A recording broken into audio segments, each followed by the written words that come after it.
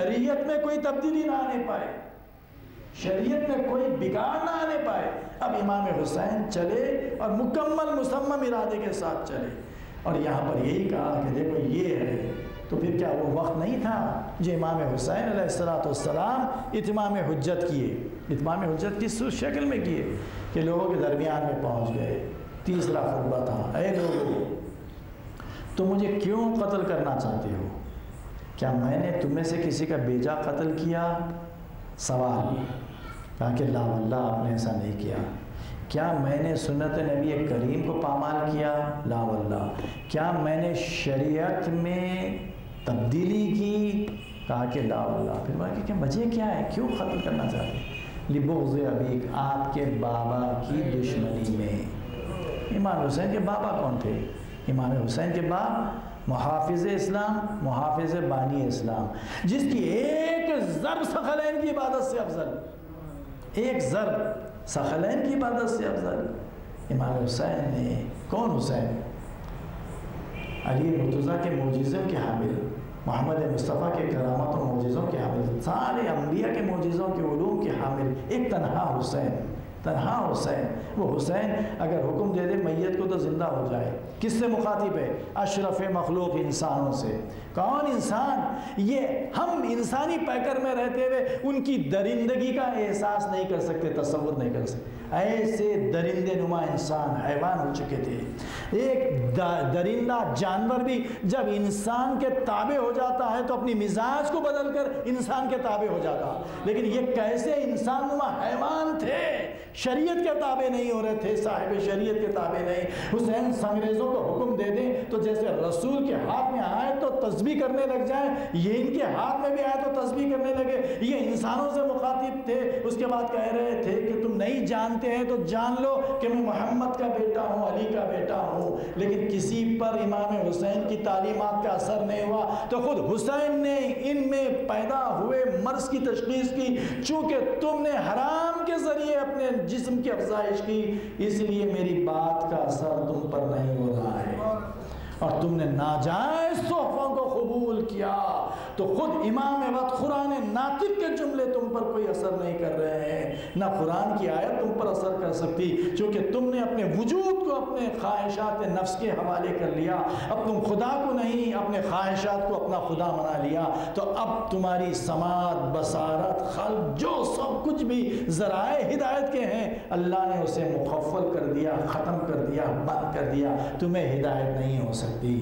تو اب یہ بات قابل غور ہے کہ دیکھو روئے زمین پر سب سے برگزیدہ شخصیت حسین کہہ رہے تھے کہ میں محمد کا بیٹا ہوں، علی کا بیٹا ہوں، میری نصرت کرو۔ تو لوگ جواب میں تیر برسا رہے تھے۔ تو فاطمہ کا لال حسین 1,40,000 پیغمبروں کا وارث تنہا، اسے امان نہیں ملی۔ اگر ہماری نسلوں کو برائی سے نہ روکیں گے، اچھائی کی تبلیغ کرنا موقوف کر دیں گے، تو ہمارا ایمان کیسے سلامت رہ سکتا، ہمارا دین کیسے سلامت رہ سکتا؟ سوچئے، یہ سب سے خطرناک عمل ہے، صفت ہے۔ اگر کسی قبیلے میں، خاندان میں، لوگوں میں، افراد میں اگر آ جائے تو پھر اس سے اچھائی کی کوئی توقع نہیں کی جا سکتی۔ یہی چیز کی کمی تھی نا، کہ کیوں امام حسین کے ان جانثاروں میں حضرت مسلم نے عقیل کے 2 چھوٹے چھوٹے بچے، خود حضرت مسلم نے عقیل کے ساتھ کیا سلوک کیا گیا؟ یہ چھوٹے چھوٹے بچے تھے، کیسے اہل بیت کے گھرانے کے تربیت یافتہ بچے، امر بالمعروف ہٹ گیا، نہی عن منکر ہٹ گئی، پیسوں کی جاؤ چاہت ان کے دلوں میں ایسے گھر کر گئی تھی کہ چھوٹے بچے قید خانے میں۔ بعد حضرت مسلم نے عقیل کے مقید کر دیے گئے، محمد ابراہیم ان کا نام بتایا گیا، 8 سال 9 سال کے بچے۔ انہوں نے کہا کہ ہم ایسے ہی رہیں گے تو رہ کے گھٹ گھٹ کے دم توڑ دیں گے، کیوں نہ اپنے حسب و نسب کا تعارف کروایا جائے۔ تعارف کروائے، اہل بیت کا چاہنے والا تھا، ہاتھوں کو چوما، قدموں کو چوما، کہا کہ مجھ سے غلطی ہو گئی۔ اس کے بعد ایک قافلہ جا رہا تھا جو مدینے کی طرف، بچوں کو چھوڑ دیا کہ میں دیکھ لوں گا، اللہ حافظ ہے، آپ جاؤ اپنے اس قبیلے سے منحرف ہو جاؤ، آپ مدینہ پہنچ جائیں گے۔ چھوٹے چھوٹے بچے خوشی میں آگے بڑھتے رہے۔ کافی مدت تک قید میں تھے، بعض روایتوں میں کہ سال بھر سے زیادہ ہو گیا تھا۔ بچوں کے پیر چلنا بھول گئے، چل نہیں سکے، چلتے گئے، قافلہ دور ہوتا چلا، آنکھوں سے اوجھل ہو گیا، وہیں پر گھومتے رہے۔ اس کے بعد جب وہ ظالم نے منادی کروائی کہ جو بھی پکڑ کے لائے گا اسے انعام دیا جائے گا۔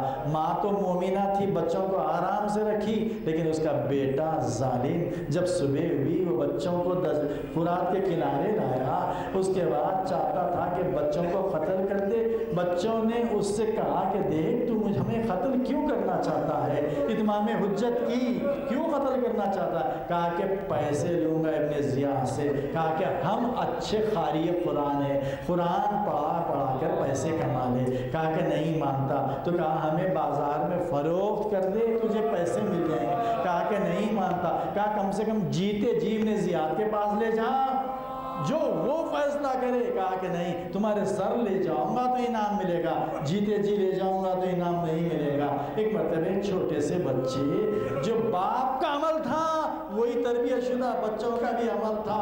آخر بار مسلم نے عقیل نے بھی نماز پڑھی تھی، بچوں نے کہا 2 رکعت نماز پڑھ لینے دے۔ ارے چھوٹے چھوٹے بچے آستین الٹی، اجازت لی، نماز پڑھی۔ جب چھوٹے بھائی کو قتل کرنے کے لیے آگے بڑھا، بڑا بھائی مزاحم ہوا، ارے ماں نے میرے ہاتھ میں بھائی کا ہاتھ دیا تھا۔ یہ ظالم جب چاہا کہ بڑے کو قتل کرے، چھوٹا مزاحم ہوا، ایک عجیب حرکت کی، ایک بچے کو زانوں کے نیچے دبایا، دوسرے بچے کا سر ختم کیا، دریا میں لاشا پھینک دیا۔ جب دوسرا بھائی اس کے خون میں مچل، اسے بھی قتل کر کے دریا میں پھینک دیا۔ دونوں لاشیں ارے باہوں میں بچے ڈال کر دریا کے غرق دریائے رحمت ہو گئے۔ اللہ وعلا لعنت اللہ علی قوم